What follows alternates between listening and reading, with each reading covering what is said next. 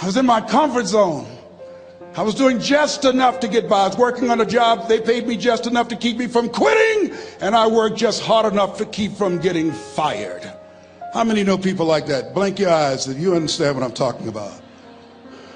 I was parked. I knew I could do more. But when my mama died, it took something out of me. When I went through a divorce, it took something out of me. When my best friend died, it took something out of me. I parked. And somebody said that life is like an onion. You have to peel it one layer at a time. And sometimes you cry. Life's going to happen to you when you have a dream. You're going to get slapped around. And don't take it personal. Don't ask, why did this have to happen to me? Why not you? Who would you suggest? You want to give us some names, some email addresses? And don't tell everybody. 80% don't care and 20% glad it's you. It's called life.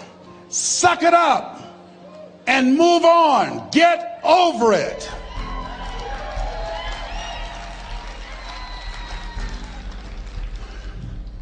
It happens to everybody. Here's the other thing: as you look at your goals and look at your dreams, when you're going through some stuff, repeat out to me, please. When things go wrong, don't go with them. Yes, write that down. When things go wrong, don't go with them. When you're working on a business deal, you're counting on some money. Someone said you will get the loan and it falls through. You have an event and the people that you thought would be there and support you, they don't come through. Or someone turns against you, or you get ripped off. It's going to happen to you. Happened to me. Someone stole all my products. My database, over 180,000 names and addresses.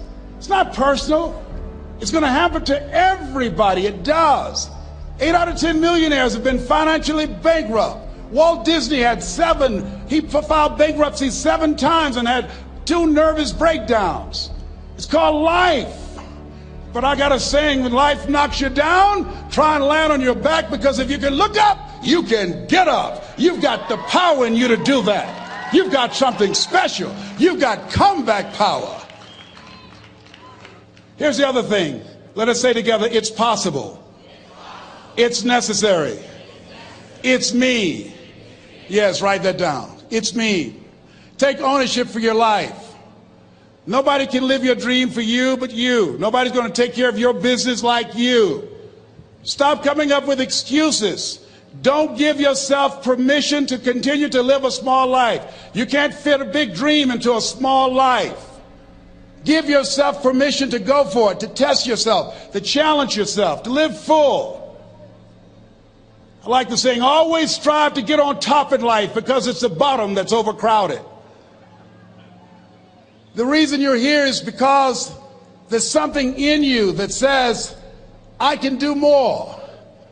This just can't be it. There's something in you. There's a calling on your life. There's something in your heart that caused you to get dressed and spend the money to go to seminar after seminar and listen to message after message and speaker after speaker. Because there's something in you that tells you this is not it for you. You have not peaked here. There's more in you that you are expressing. Eye has not seen, ear has not heard, nor has entered the heart of mankind what's in store for you if you challenge yourself, if you persist and persevere, if you take ownership for your life. George Bernard Shaw said the people that make it in this life, they look around for the circumstances that they want, and if they can't find them, they create them. Create what you want. You have the power in you to do more than you can ever begin to imagine, to control your destiny, to make a difference in our children, to make a difference on the planet, to make an impact. Let us say together, it's me. And let us say together, it's hard. Say it like you know it. Say, it's hard. Ladies and gentlemen, it's hard. There are people who have seen their retirements taken away from them by the corporations that they work for. They were within 2 or 3 years of retiring, and they had it taken from them. The number one entrepreneurs in this country now are senior citizens. The number one employer, number two, McDonald's and Walmart. And there's nothing wrong with those jobs.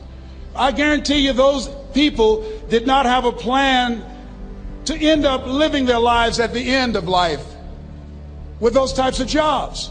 And they didn't have a plan like you have, and while you're investing in yourself, not to. And it's hard. There are people making choices between purchasing prescription drugs or paying for gas or a mortgage note. It's hard when you're working on a job for 20 years, 30 years, give them some good years, and then they come in and tell you, we've downsized. In other words, you're fired. And then you have to start all over again. How many of you know it's hard? Raise your hands, please. It's hard. And it's not fair. One of the things I like about T. Harv is he talks about work and investing in yourself.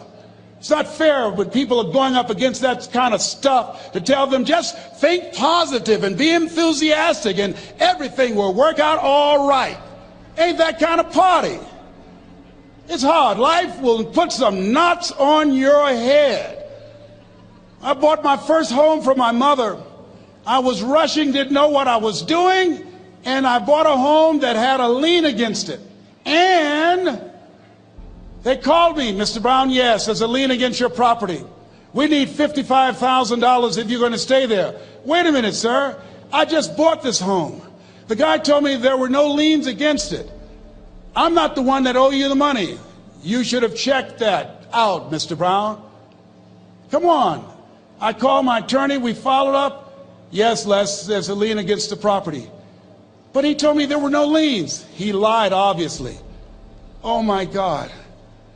He told me he wanted to help me because he admired the fact that I was buying this home for my mother and that he was adopted, and he identified with me. Les, he suckered you. He played you, man. So what? Well, would they take payment arrangements? What about $5,000 a month? They want all the money, Les. They want all the money, or you're going to have to get out. The house is going up for sheriff's sale. Do you have it? No, I don't have it. Can they give me some time? Tell them to give me 3 months, please. Give me 3 months. My mother's in her 70s, man. She has a bad heart. Don't do this to me. This is my dream. Don't do this, man. Please, let me talk to them. Les, I'm talking to their attorney. They don't want to talk to you. I've got to talk to their attorneys. Do you have the money? No. Will they give me 3 months? No. What about 2 months? No, Les. They want the money in 7 days. Oh, my God. Let me call you back. I'm not sure. And I walked the floors thinking, God, how could this happen to me? I got to figure this out, huh? I got to figure this out. It seemed like the days were just ticking off. Thursday, I had to call them and let them know. They called me, Les, do you have the money? No, I don't. Friday, you have to leave. The sheriff will be there. You're going to have to leave, Les. They're going to take my house. What about my down payment? You lost it, Les. You lost it. Okay. I got to go. Yes. I prayed, Lord, please, if you show me that you're real, if you're really real, you think Paul worked for you, you haven't seen anything. Don't let me lose this house and watch what I'll do for you. I was trying to cut a deal. Have you ever tried to cut a deal? It's amazing how spiritual you get when you get in trouble. You know what I mean? When I was diagnosed with prostate cancer, I was going to bed with the Bible and the Holy Quran and Science of Mind and Joel Goldsmith, everything I could find. I was praying to Jesus, Yahweh, Melchizedek, everybody. I was calling on everybody. It's amazing. And here I was walking the floor 3 o'clock in the morning, and I had to go and wake my mother up. I got on my knees and I said, Mama, I said, I need you to wake up. She said, what's wrong, Leslie? I can hear you walking back and forth. I'm not asleep, son.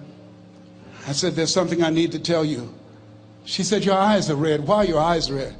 Because I feel so stupid now. Why? We got to move tomorrow. Why, Leslie? There's a lien against the property, and they want $55,000, and I don't have it.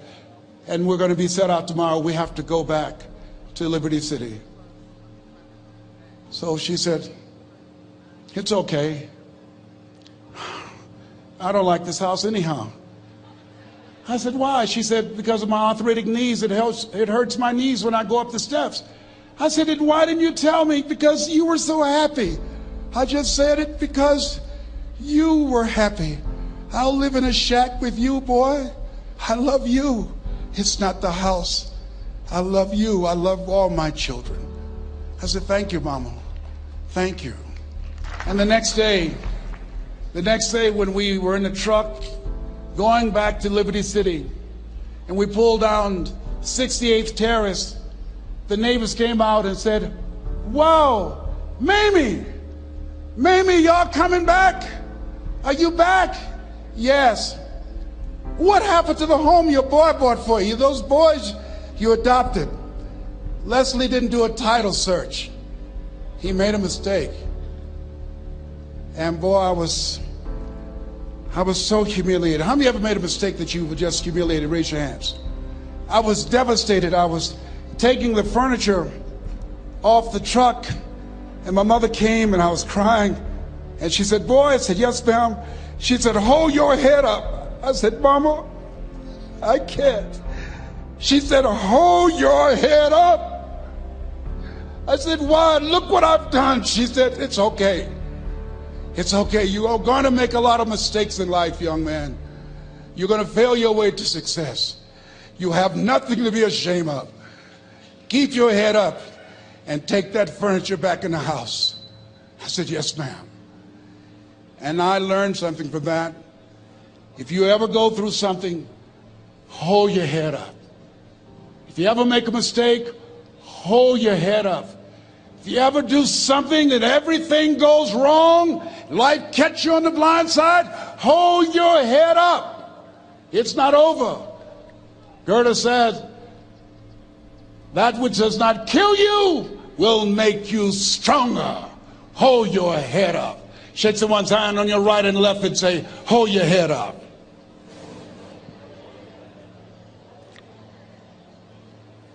Here's something else, ladies and gentlemen.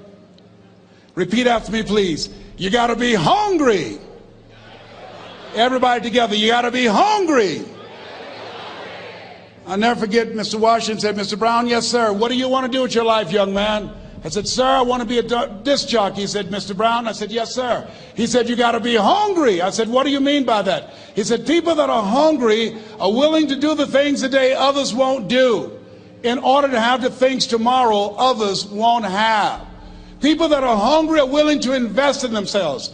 People that are hungry will go to seminars and workshops. People that are hungry are always searching, always seeking higher ground.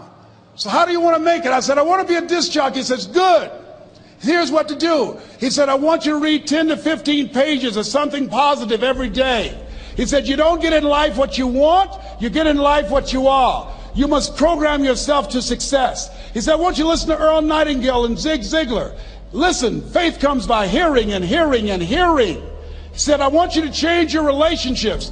And I don't want you to ever lose your hunger. I said, what do you mean by that? He said, people that are hungry are unstoppable. People that are hungry are no matter what people. They make it happen no matter what.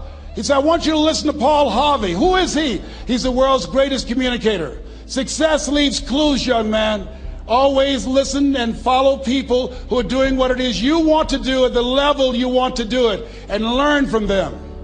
I told T. Hobb when we were standing by the stage, I said, hey man, I want to work more with you.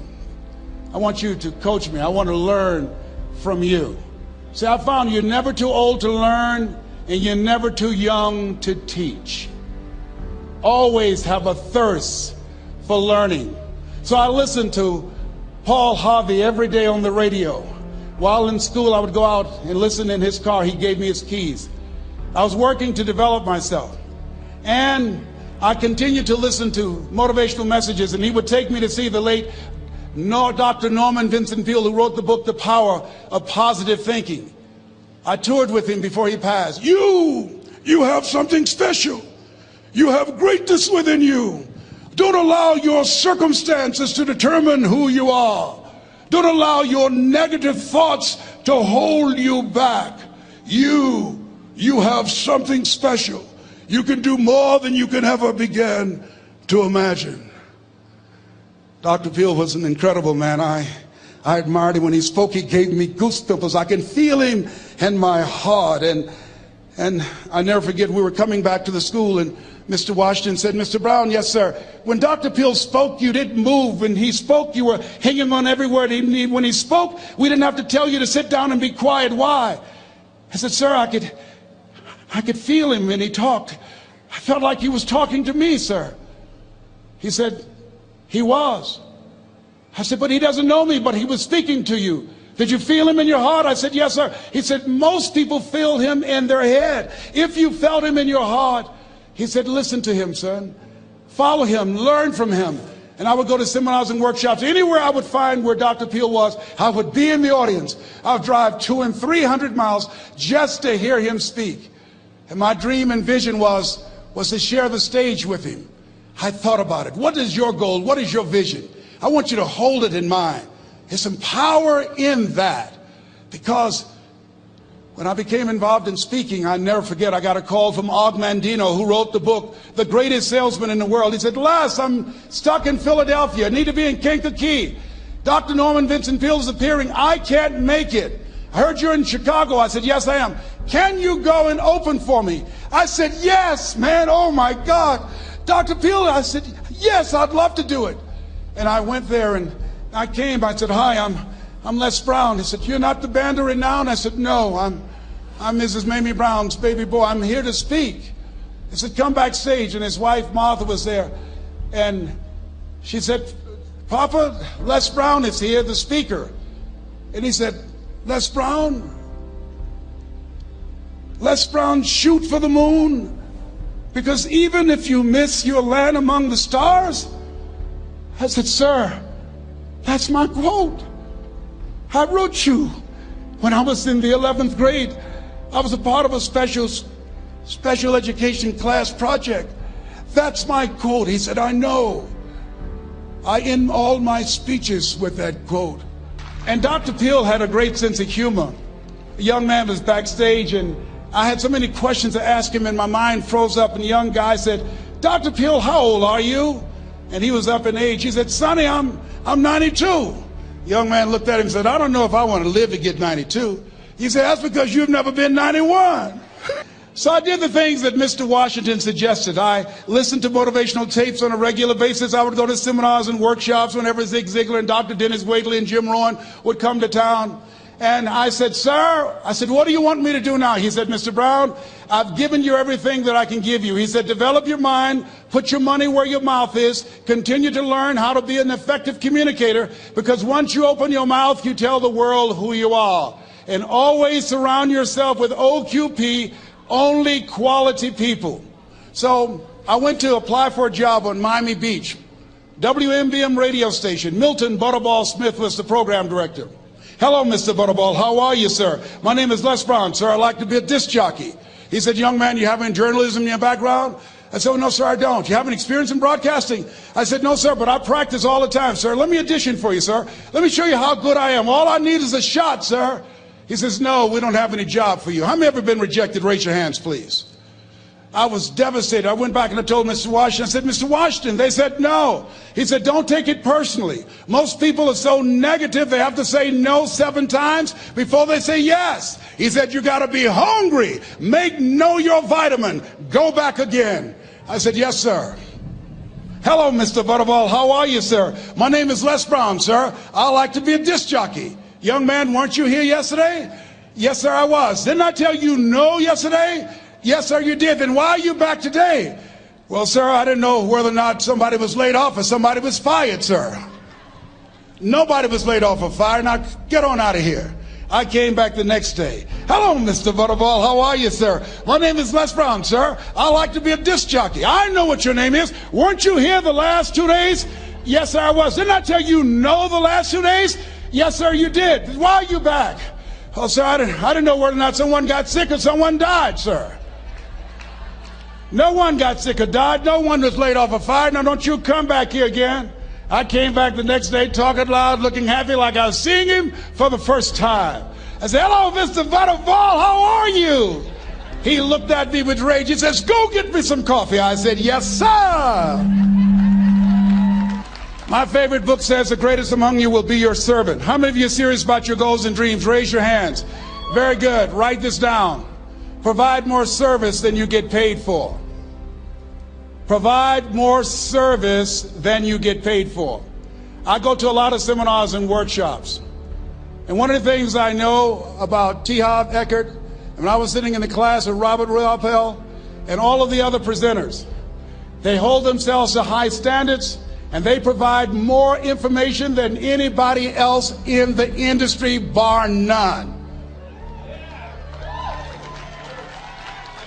They hold nothing back because their commitment is for your success. And when you hold yourself to high standards, write this down, impact drives income. That's why you're here. Because the training, the seminars, been making a difference in your life. If they did not have impact, 200 or 300 people would be here, if that amount. Impact drives income. So I became the errand boy for the disc jockeys.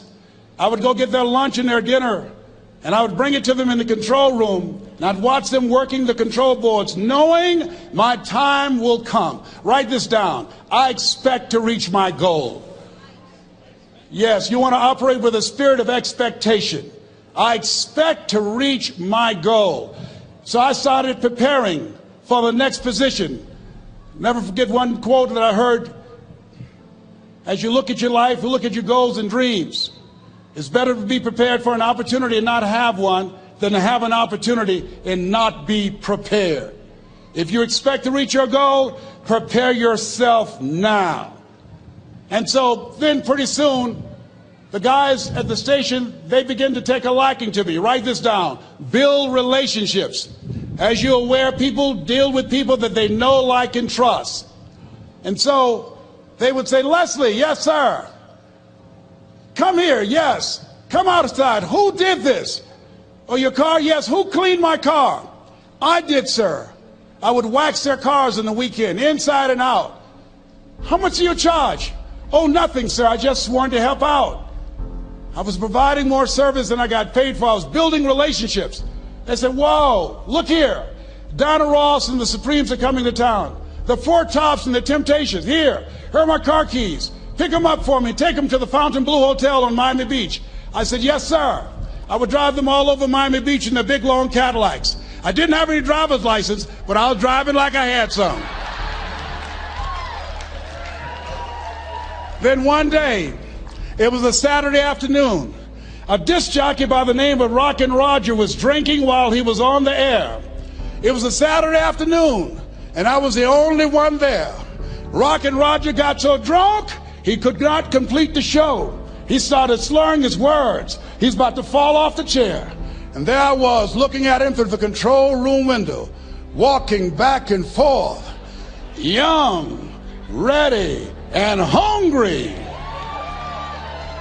I was saying, drink, Rock, drink.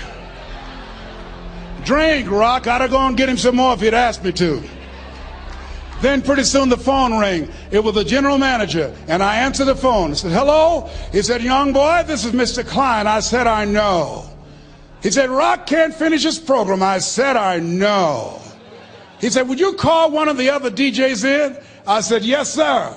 I said to myself, he must think I'm crazy. I called my mom and my girlfriend, Cassandra. I said, y'all come out on the front porch and turn up the radio. I'm about to come on the air.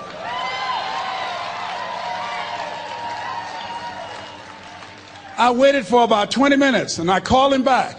I said, Mr. Klein, I can't find nobody.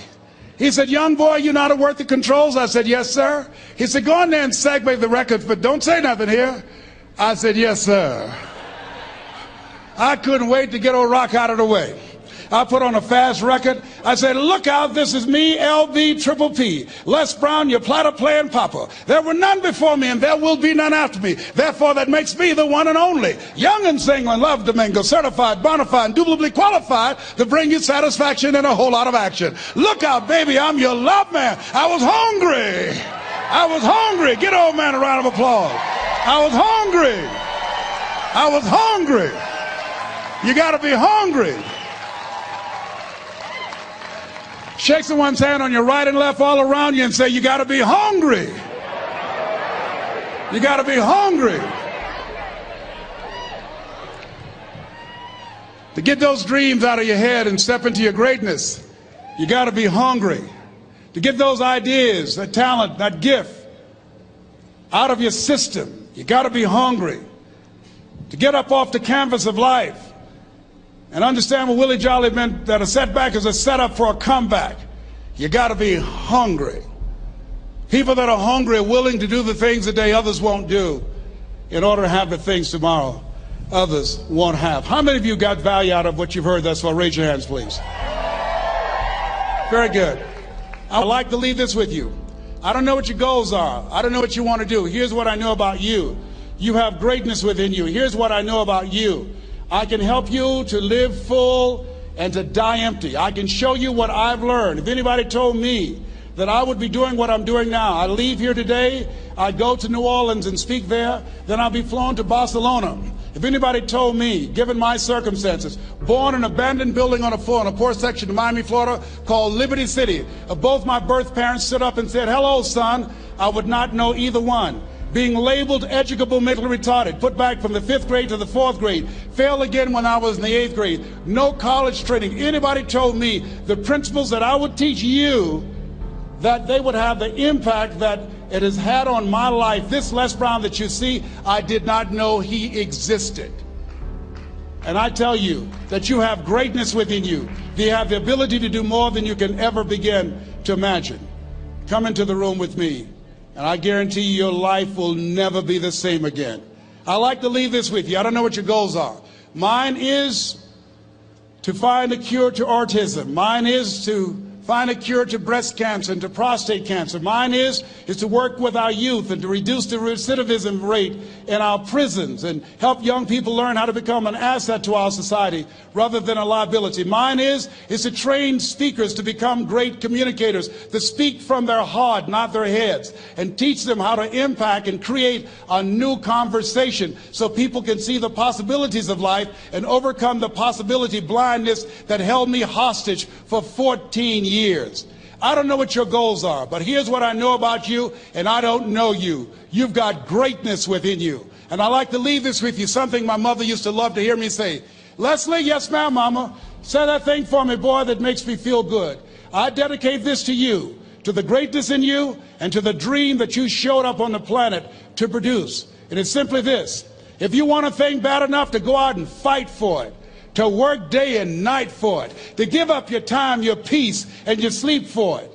If all that you dream and scheme is about it, and life seems useless and worthless without it, and if you gladly sweat for it and fret for it and plan for it, and lose all your terror of the opposition for it, and if you simply go after that thing that you want with all of your capacity, strength and sagacity, faith, hope, and confidence, and stern pertinacity,